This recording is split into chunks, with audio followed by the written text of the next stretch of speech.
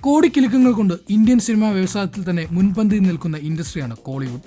രജനീകാന്ത്, കമൽഹാസൻ, വിജയ്, അജിത്, സൂര്യ എന്നിങ്ങനെ തമിഴകത്തെ ഒട്ടുമുക്കാൽ താരങ്ങൾക്കും തിയേറ്ററിൽ ആളെ നിറയ്ക്കാൻ കെൽപ്പുണ്ട്. എന്നാൽ ഈ വർഷത്തെ ഇതുവരെയുള്ള കണക്കുകൾ നോക്കിയാൽ സൂപ്പർതാര ചിത്രങ്ങൾക്കൊന്നും തിയേറ്ററിൽ തിളങ്ങാൻ കഴിഞ്ഞിട്ടില്ല. അജിത്, സൂര്യ, കമൽഹാസൻ എന്നിവരുടെ സിനിമകൾ ഈ വർഷം റിലീസ് ചെയ്തുവെങ്കിലും ബോക്സ് ഓഫീസിൽ പ്രൗഢിയോടെ നിൽക്കാൻ ഈ സിനിമയ്ക്കൊന്നും കഴിഞ്ഞില്ല. ഈ വർഷം ആദ്യമെത്തിയ വമ്പൻ ഹൈപ്പ് ചിത്രമെന്ന് പറയുന്നത് അജിത്തിനെ നായകനാക്കി മകിഴ് തിരുമേനി സംവിധാനം ചെയ്ത വിടാമുയർച്ചയായിരുന്നു. ആ സിനിമയ്ക്ക് മേലുണ്ടായിരുന്ന ഹൈപ്പ് എത്രത്തോളം എന്ന് ചോദിച്ചാൽ കഴിഞ്ഞ ഏതാനും വർഷങ്ങളായി ഏത് സിനിമയുടെ ടീസറോ ട്രെയിലറോ പുറത്തിറങ്ങിയാലും അതിനു താഴെ വിടാമുയർച്ച അപ്ഡേറ്റ് എന്ന കമന്റ് കാണാൻ കഴിയുമായിരുന്നു. എന്നാൽ സിനിമ തിയേറ്ററിൽ നിരാശയാണ് സമ്മാനിച്ചത്.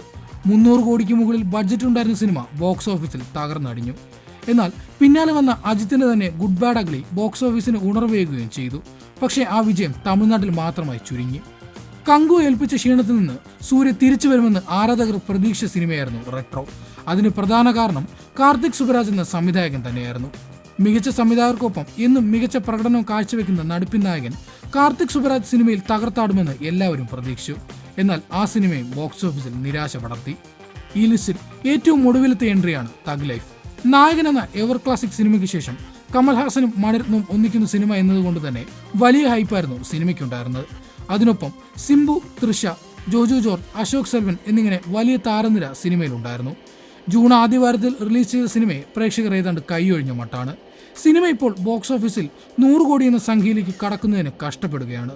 പുതുമകളൊന്നും അവകാശപ്പെടാനില്ലാത്ത തിരക്കഥയും സിനിമയുടെ ദൈർഘ്യവും പല കഥാപാത്രങ്ങളുടെയും ദുർബലമായ നിർമ്മിതിയുമെല്ലാം സിനിമയ്ക്ക് തിരിച്ചടിയായതായി പലരും പറയുന്നുണ്ട്. മണിരത്നത്തിന്റെ ഏറ്റവും മോശം സിനിമയാണ് തഗ് ലൈഫ് എന്ന് പോലും കമന്റുകളുണ്ട്. ഈ കണക്കുകൾ പറയുമ്പോഴും 12 വർഷം പെട്ടിയിലിരുന്ന ഒരു സിനിമ ബോക്സ് ഓഫീസിൽ തകർത്താടിയ വർഷം കൂടിയാണ് തമിഴിന് 2025. വിശാലിന്റെ മദഗജരാജ തിയേറ്ററിൽ ആളെ നിറയ്ക്കുന്നത് കണ്ട് തമിഴകം മാത്രമല്ല മറ്റ് ഇൻഡസ്ട്രികൾ പോലും ഞെട്ടിയിരുന്നു. ഇത് മാത്രമല്ല, വലിയ താരനിര ഒന്നുമില്ലാതെ വന്ന ഡ്രാഗൺ, കുടുംബസ്ഥൻ, ടൂറിസ്റ്റ് ഫാമിലി, മാമൻ തുടങ്ങിയ സിനിമകളും സൂപ്പർ ഡൂപ്പർ ഹിറ്റുകളായി മാറി. എന്നാൽ മികച്ച ഇനീഷ്യൽ ലഭിക്കാൻ സൂപ്പർ താരങ്ങളുടെ പേര് സഹായിക്കും എന്നതൊരു വലിയ ഫാക്ടർ തന്നെയാണ്. കോടി ക്ലബിലൂടെ ഇൻഡസ്ട്രികൾക്ക് ഉണർവേകാനും ഇത്തരം സിനിമകൾ അത്യാവശ്യമാണ്. അത്തരം സിനിമകളുടെ പട്ടിക നോക്കുമ്പോൾ ഇനി വരും മാസങ്ങളിൽ കോളിവുഡിന് ആകെ പ്രതീക്ഷ ഒറ്റ പേരിലാണ്, ഒറ്റ പടത്തിൽ മാത്രമാണ്. തലൈവരുടെ ലോകേഷിന്റെ കൂലിയിൽ.